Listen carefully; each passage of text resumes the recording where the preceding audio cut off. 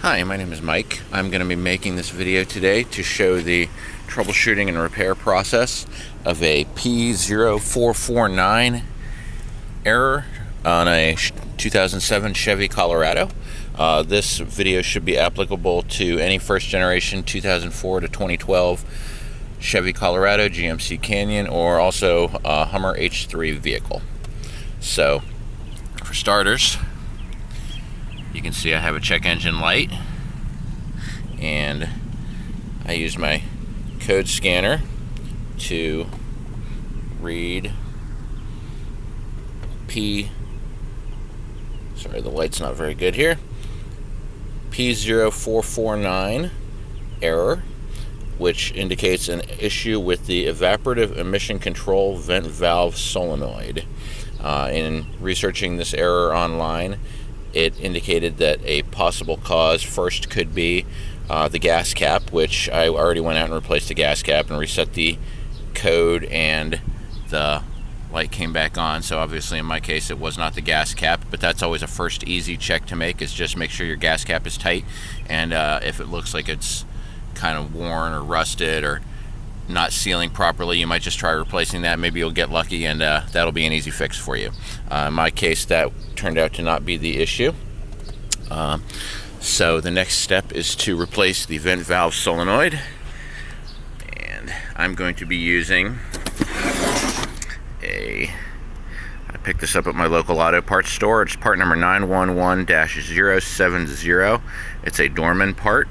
I got this at my local Advanced Auto Parts for $105, including tax. I could have paid half of that and gotten it online. Rock Auto had it for $64, but I didn't want to wait for shipping. Actually, it was with tax $112.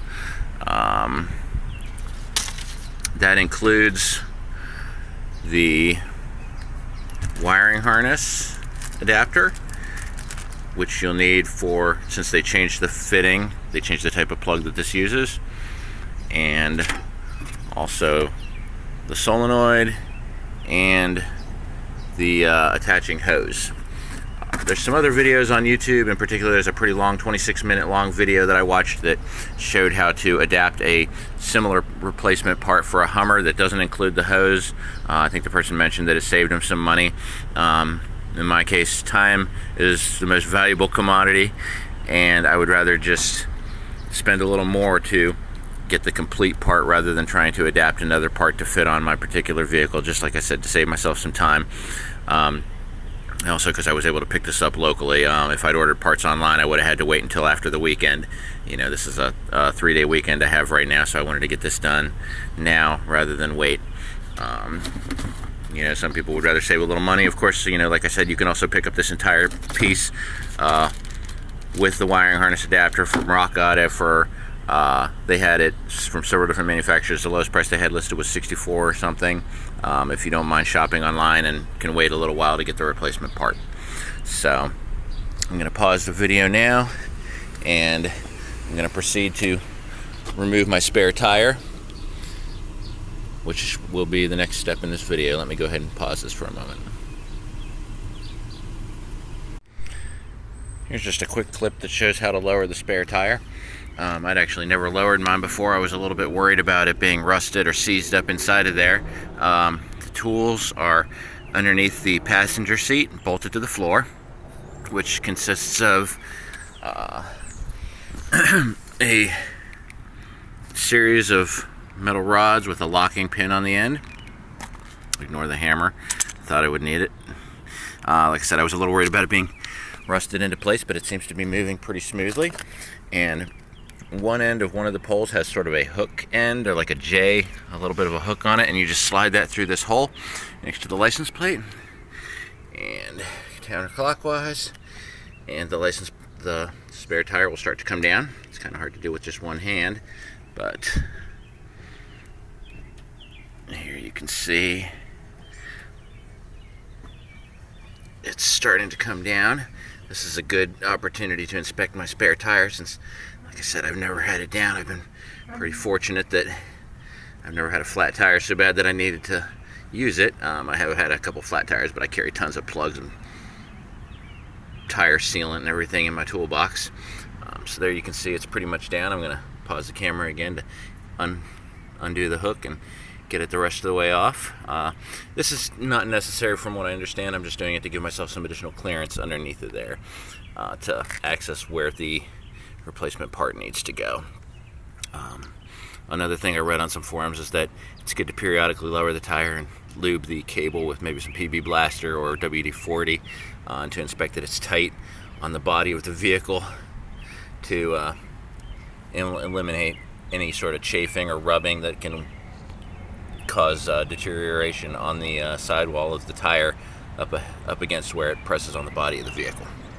So, like I said, probably it would have been a good idea to lower this once a year, every year or two, just to oil the cable, but I didn't have any trouble lowering it on mine.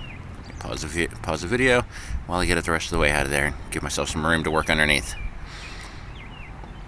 Oh, another safety tip. Just make sure your parking brake is set.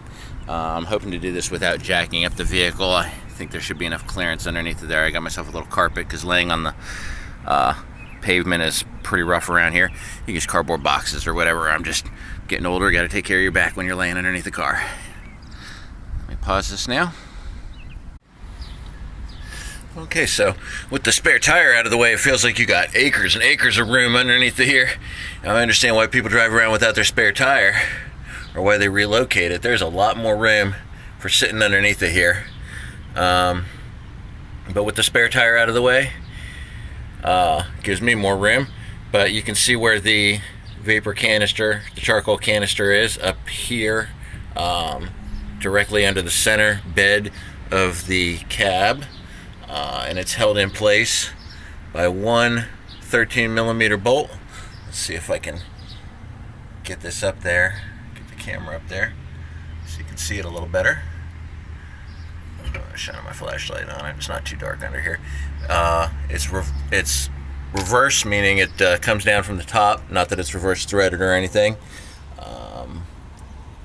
but you can just stick your socket up here with a 13mm or a wrench or whatever. It's hard to do with one hand, but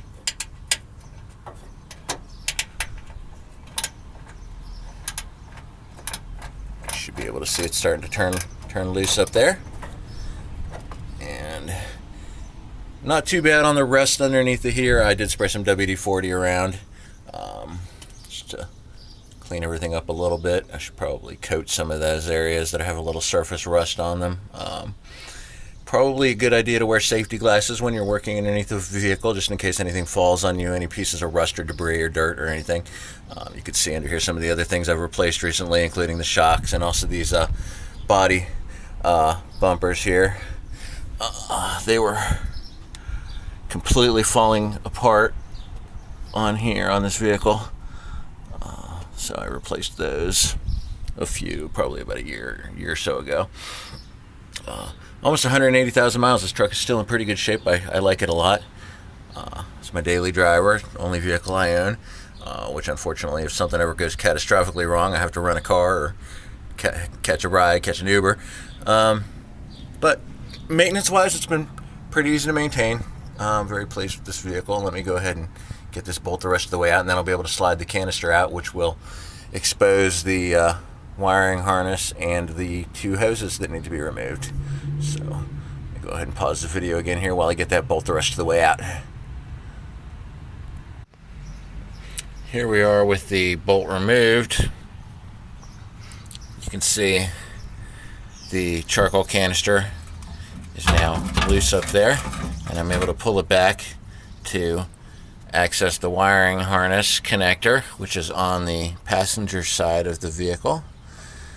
It just looks like one of those little standard automotive connectors, the little clip. Let's see, trying to get the camera to focus on here. Let's see if I can just pull it out. There we go, that just popped right out. And now I can move it a little further. I don't want this thing to fall on my head until I pause the camera again and can hold it with both hands. Over here on the driver's side of the vehicle, is where we have the two lines coming in. Let's see if I can get the camera up there. You can see there's a white tab on there. My understanding is I should be able to just squeeze that tab and pull it free on both of those connectors. I can, looking through the screen of the camera, I can see the white tab on one, and I think I can see the tab on the other one. This should be hopefully pretty easy to squeeze those and pull it off. If not, maybe a little WD-40 up there might not hurt to loosen things up. So again, this is the connector that you need the wiring harness adapter for, because they changed the connector on the replacement part from sort of an oval shape to a little bit more of a square shaped connector.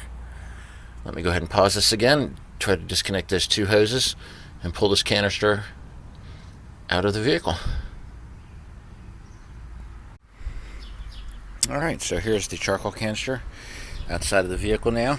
I also took the opportunity while I was under there to reattach some of the clips and zip tie some of the wiring harness for the trailer hitch and whatnot, just to keep that neat and out of the way. So you can see with the canister outside of the car, here's the part that's about to be replaced. These connectors that I showed underneath with the white tabs on them was quite a pain to get those loose. An extra set of hands really would have come in handy. I wish I had some friends around here that still worked on cars, but it is what it is. So basically you can see how the replacement piece is going to fit on there, just like so. Hopefully it's not too much trouble to get the old one off. The slide on the side looks in pretty good, not too rusted out. So let me go ahead and pause the video while I try to pull that old one off, put the new one on. Alright, and here we are with the new one on. Just make note that, as you can see, there's a little tab on this metal clip. I had to just pry that out a little bit with a flat screwdriver to remove the old one. And once I did that, once I got the old one out, the new one slid right into place. The clip design on the other end is a little bit different as well. I saved the white piece, the white locking piece. It didn't really seem like the redesign, like it's not really necessary. I don't know, I just sort of stuck it in there. But even without that, it seemed like it kind of locks in on its own. If you could see this, how the redesigned piece locks into place. And that should be it. That's the new one installed. And let me get I'm gonna do this with two hands. Sorry about that. I needed both hands to grab this piece out. You can see how the adapter converts the older, more oval shaped connector to a slightly more square shaped connector. So I'm going to go ahead and put this on, then slide it back under there. Maybe I'll record another minute or two of video once I have it in place. Hopefully it won't be so hard to get these two hoses back on the side. Like, as I mentioned, this was probably one of the harder parts of the job, was getting these two disconnected with only two hands. If you're able to get help doing this, I would recommend it. It's always nice to have an extra set of hands. Let me pause this again, attach the wiring harness, and try to slide it back in. And here we are, just a quick clip of the canister slid back up into place from underneath the vehicle. The hoses on the side were much easier to reconnect than they were to disconnect. And the wiring harness, I just sort of tucked it all up underneath of the shield here. I suppose you could use some extra electrical tape or zip ties if it is hanging loose in your particular application, but for me, I had plenty of space up under there. And the canister itself, once you reattach everything, put it up there, it just slides right into place, and tighten it back down with this 13 millimeter bolt. It doesn't need to be really tight. And the next thing for me to do is to crawl out from underneath here and start it up and make sure everything works. And here we go. We should now be all set. The check engine light didn't turn off on its own. I had to reset it with my code scanner. I believe that's normal. I don't think it would turn off on its own. In any case, I did reset it since I replaced the part. I'm going to put my spare tire back on. I'm going to drive around for a couple miles, and hopefully it will not come back on. Code scanner, this is a pretty basic one. I actually have a couple. You can pick one of these up. This is an Actron, looks like a CP9575. You could probably pick this up at Amazon, or a similar model at any auto parts store, or online on Amazon, or probably Rock Auto or JC Whitney, anywhere that sells auto parts. Definitely recommend having one to help you diagnose any issues with your vehicle. This is a pretty basic one. I have another bigger, more advanced one, but this one is great because you can keep it in the car and just toss it in the toolbox. And check engine light is still off. Like I said, I'm going to drive around for a few miles, and it should not turn back on. Fingers crossed. I will update in the comments if I have any further issues with this light and any additional troubleshooting steps I might take. If this video was helpful to you, please like and subscribe. That will help me out a whole lot with YouTube algorithms and whatnot. Hope this video is helpful. Thanks.